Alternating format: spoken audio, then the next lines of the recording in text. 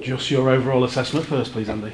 Yeah, real proud of the effort to go toe to toe with the best team in the competition for 80 minutes. Was really satisfying. I didn't think it was a 22-0 point game. We got undone on two one-on-one misses from scrums, and then bounce of the ball, and then they unpicked us with a reasonable play on that left edge. But yeah, disappointed that the boys didn't get the rewards for the effort that put in. Riley Dean on debut, how did you think he went? Yeah, he did okay. We didn't see a great deal of him in good ball because we never got any. He had to kick the ball, long, and I thought he kicked it well. Showed some nice touches and defended okay. Just disappointed that we couldn't get any field position. We really struggled to get out of our own end. We tried to move the ball a little bit, but conditions didn't help us with our fluency and our execution. And St Helens are very good at dominating field position, with a real strong land speed and the physicality and the ferociousness of their defence, and that's what they're good at. But I'm just proud of the fact that we didn't buckle. We still completed, albeit there were some sets which were one out and it was just a case of getting to the end of your set and just getting to your kick. But there's a couple of occasions where I felt we got some harsh calls tonight. The 6 again rule, I'm lost. I'm completely lost. There was 4 or 5 occasions in that first half where tackle 3, tackle 4, they're dominating us, and then we managed to get in between, look like we've won collision, and then they'd flop on and we didn't get the 6 again call. I'm just thinking, why have we not got the 6 again call? And then there was a couple, which normally happens, they level it up, meaningless ones for us, with 5 minutes of the game to go and it's first tackle. So that's something I'm going to have to look at, because I'm just not understanding the 6 game rule at the minute. I thought it was on the harsh end of some dubious ones which we didn't get, and St Helens picked up 1 or 2 which I'm scratching my head at. You sort of sense the frustration among the players on that regard as well, because Jordan Turner stands up at the towards the end of the game and appeals to the referee and says, why is that not a 6th again? And then he gets penalised. The exact words he said was, how long? And he gets penalised for asking how long. And unfortunately, the referee, gives a penalty against Jordan.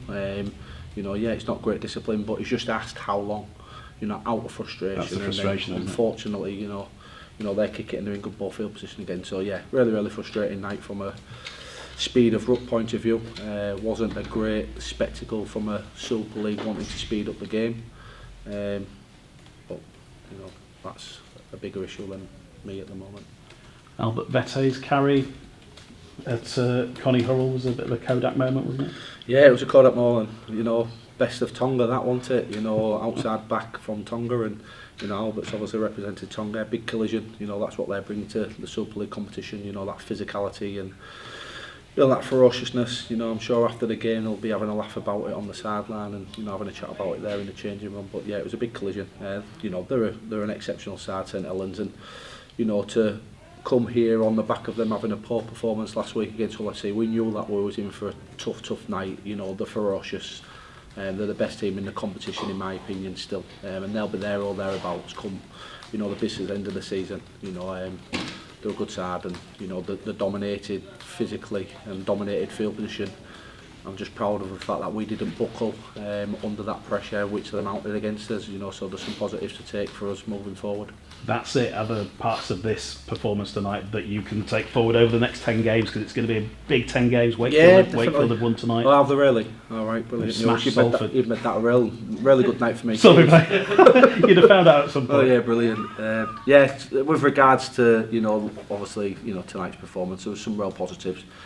The ball was in play for the best part of 28 minutes in that first half, which is unheard of. That's the highest amount of ball in play, field position, ball in time play that we've seen this year. So the fact that we was only 4-0. Oh no, sorry, 10-0 down at half time.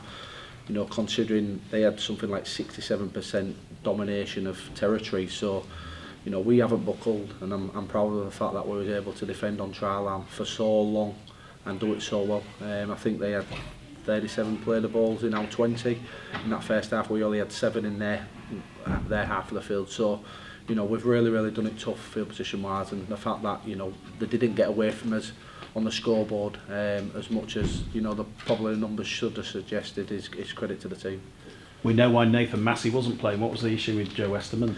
Yeah, Joe Westerman had a little bit of a sore knee. He's trained all week with it, but it was really grumbling yesterday in team run. Wasn't able to move laterally, and against, you know, St Helens you need to move quick laterally. So we made the decision, you know, not to risk him.